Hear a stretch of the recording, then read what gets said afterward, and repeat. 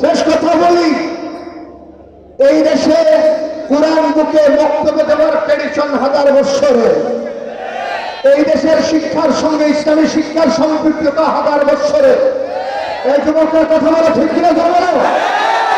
School college primary থেকে দেশের ইসলামী শিক্ষাকে ঐচ্ছিক করা হয়েছিল। পাশাপাশি পশ্চিমা পাশ্চাত্যদের কৃষ্টি কালচার আমদানি করে বিবর্তনবাদ আর ট্রান্সজেন্ডারের মতো ঘৃণিত মতবাদে আগামী প্রজন্মকে নাস্তিকার বেঈমান বানানোর পায়তারা চালিয়েছিল।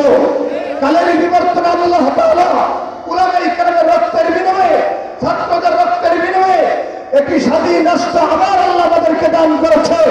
বর্তমান অন্তর্বর্তী সরকারের কাছে আমাদের দাবি, সরকার শিক্ষা ব্যবস্থায় যেই জায়গায় ধ্বংসের চূড়ায় নিয়ে গিয়েছে, সেই জায়গা থেকে মুফতি শাখাওয়াত হোসেন রাজীর মতো ইসলামী স্কলার তৈরি করে শিক্ষা কমিশনে প্রণয়ন করে আগামী শিক্ষা ব্যবস্থাকে ইসলামী শিক্ষা ব্যবস্থাতে রূপান্তরিত করতে হবে। নাস্তিকতার শিক্ষায় দেশে চলবে না, দিল্লি বাবুদের শিক্ষায় দেশে চলবে না, ইসকনের আস্ফালনে দেশে চলতে দেওয়া হবে না, জয় শ্রীরাম স্লোগান এই দেশে চলবে না, এই দেশে চলবে আল্লাহু আকবার স্লোগান।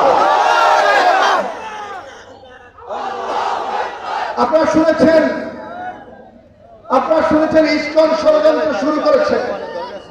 এই ষড়যন্ত্রের পেছনের পর্দার অন্তরে ষড়যন্ত্র হলো বুবুকে বাংলাদেশে ফিরিয়ে নিয়ে আসা। আর ভাই কথা বলেন ঠিক কিনা? বুবু মুফতি রাজ্য কায়েম করেছিল বাংলাদেশে। আমাদের মুস্তাফা নবী সাহেব বলেছেন তিনি লেডি ফেরাউন। বলেন তার নাম কি? এই যুবকরা বলে তার নাম কি?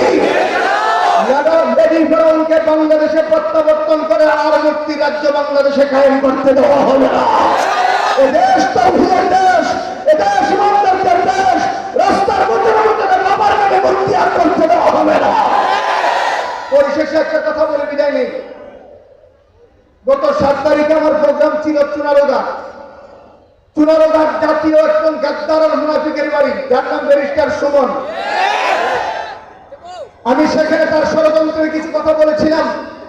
সেদিন থেকে আজকে পর্যন্ত আমার মোবাইলে শুধু ফোন আর গালাগালি, এবং তার অনুসারে বলেছে 2025 সাল থেকে চুনারোঘাট এবং সুমনের এলাকায় কোনো মাহফিল করতে দেওয়া হবে না। আমরা পরিষ্কার বলে দিই, এই মুরাদ্দ করে মাহফিল করতে আমাদের অনেক কষ্ট হতো। আমাদের কথা বলে ঠিক না?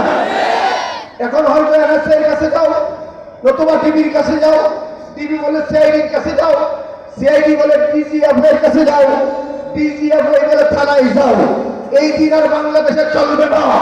56,000 বর্গ মাইল যেখানে খুশি সেখানে উলামায়ে কেরাম কথা বলবে, যারা বাধা দিবে তাদের বিরুদ্ধে আমরা থাকবে না। ঠিক কিনা বলবে? পরিশেষে অন্তর্বর্তী সরকারকে দাবি জানাবো, বহুত হয়েছে, সহ্য বহুত করেছি, দাদাকে সসম্মানে দেশে আসার সুযোগ করে দেওয়া হোক। এই বিরুদ্ধ বলে জনগণ তোমরা চাও কিনা জোরে বলো। এবার মিথ্যা মামলা প্রত্যাহার করা হয়, যারা মামলা সাজিয়েছে তাদেরকে মামলায় করা হয়। ওনার রাজস্বিক প্রত্যাবর্তনের প্রত্যাশা রেখেই আগামী দিনে এই দেশে ইসলামী হুকুমতের জন্য মুফতি শাখাওয়াত হোসেন রাজী, শাইখুল হাদিস ইবনে শাইখুল হাদিস আল্লামা মামুনুল হকের সঙ্গে আপনাদের থাকার আহ্বান জানিয়ে আমি আমার সংক্ষিপ্ত বক্তব্য শেষ করলাম। ওমা আলাইনা ইল্লাল বালাগ।